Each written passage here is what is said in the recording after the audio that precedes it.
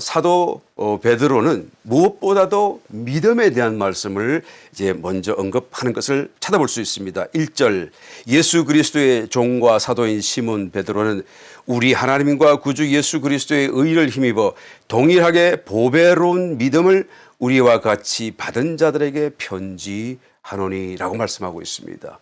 동일하게 우리와 같이 받은 믿음이라는 말씀을 하고 있죠. 이 보배로운 믿음, 이 믿음은 사도 베드로가 가지고 있는 믿음과 똑같은 믿음이다라는 얘기죠. 저와 여러분이 가진 그 믿음이 사도 베드로가 가지고 있는 그 믿음과 똑같은 믿음이다라는 것을 얘기하는 것입니다. 이것은 믿음의 양의 문제를 얘기하는 것이 아니라 믿음의 질을 얘기하는 것이겠죠.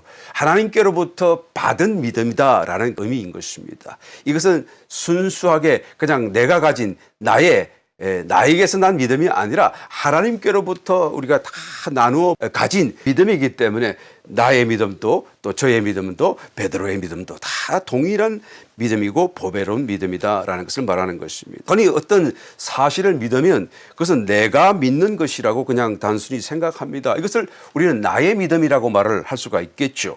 일반적인 이해 속에서 우리가 믿음에 대한 개념으로서 사실을 적용해 볼 수가 있을 것입니다. 그런데 오늘 봉독한 이 본문 말씀에서 나타나는 그 믿음이라고 하는 것은 하나님이 나누어 주시는 믿음이라는 거예요. 믿음에는 벌써 두 가지가 있다는 것을 우리는 찾아볼 수가 있는 것이죠. 내가 스스로 만든 나의 믿음, 내가 가진 믿음이 있는가 하면 또한 하나님이 나누어 주셔서 우리가 받게 된 믿음, 나의 스스로의 그런 믿음, 또한 하나님이 주시는 믿음.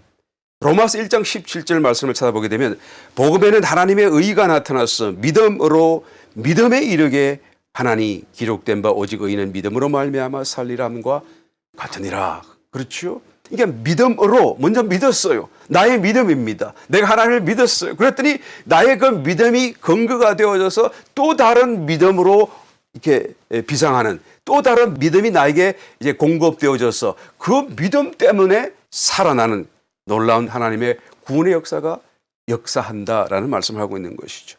벌써 여기서도 나의 믿음에서 출발해서 하나님의 믿음으로 이르게 된다라는 것을 말하는 것이죠. 그런데 나의 믿음과 하나님 주시는 믿음은 다른 것입니다. 나의 믿음은 영원한 믿음도 아니요 또한 불변하는 것도 아니지만 하나님의 믿음은 영원한 것이고 불변하는 것이고 요동치 않는 믿음이다라는 것을 성경은 말하고 있기 때문인 것이죠. 히브리서 11장 1절 믿음은 바라는 것들의 실상이요. 심지어는 실상이라고까지 말을 하고 있는 거예요. 내가 믿는데 그 믿음이 손에 잡히지 않고 눈에 보이지 않고 귀에 들리지 않아도 이미 실상으로 와 있다라는 것까지 지금 성경이 말하고 있는 거예요. 이것이 바로 하나님의 믿음, 하나님이 우리에게 주시는 믿음이겠죠. 이런 믿음은 그대로 우리가 카메라를 연상해 보게 되면 더 깊이 잘 이해할 수가 있습니다. 그냥 믿음이 역사하는 또 믿음이 그냥 작동하는 그 원리가 우리가 흔히 사진 찍을 때 쓰는 그 카메라와 똑같은 것을 알 수가 있어요. 그 원리가 너무 흡사해요. 사진기의 그 렌즈는 우리의 눈으로 비유할 수가 있겠죠. 그래서 우리가 무엇을 주목하는가라는 것을 이제 렌즈가 어떤 피사체를 어디를 향하는가라는 것과 우리 비교해 볼 수가 있겠습니다. 여러분 성도가 무엇을 주목하죠? 하나님의 말씀이겠죠. 하나님의 약속이겠죠. 그러니까 하나님의 말씀, 하나님의 약속이 마치 사진기가 찍으려고 하는 어떤 풍경이라고 한다면 그래서 풍광은 저 바깥에 있고 하나님의 약속은 저 바깥에 있는데 이것이 어떻게 해야 나에게 올 수 있는가? 나에게 역사하고 나에게 실제가 될 수 있는가?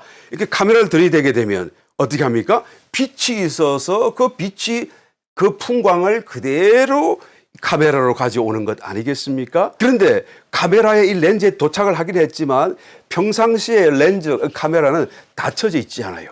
그러니까 셔터를 탁 착하다고 눌러야 그게 순간적으로 열리고 그 빛이 그 사이에 딱 들어오게 되는 것이다라는 것입니다. 그러므로 이 빛은 성령의 역사라고 우리가 비교할 수가 있을 것입니다. 마치 하나님의 약속을 나 안으로 나의 실체로 나에게 주어지는 어떤 실제로 가져다 주시는 하나님의 역사라고 한다면 이 빛이 이 역사가 아무리 나에게 다가왔다고 할지라도 내가 셔터를 눌러야 되는 것처럼 내가 믿음으로 내가 아멘 믿습니다라고 하는 마음의 문을 확 여는 그런 순간이 반드시 있어야 한다라는 것이죠. 그러면 순간적으로 그 빛이 쫙 내 마음속에 비추어지고 그리고는 하나님의 바깥에 있던 약속들이 객관적인 약속들이 나에게 주관적으로 적용되기 시작하게 되는 것입니다. 내 속에는 뭐가 들어있나요? 사진기 속에는 필름이 들어있는 것처럼 내 속에는 나의 마음이라는 부분이 있습니다.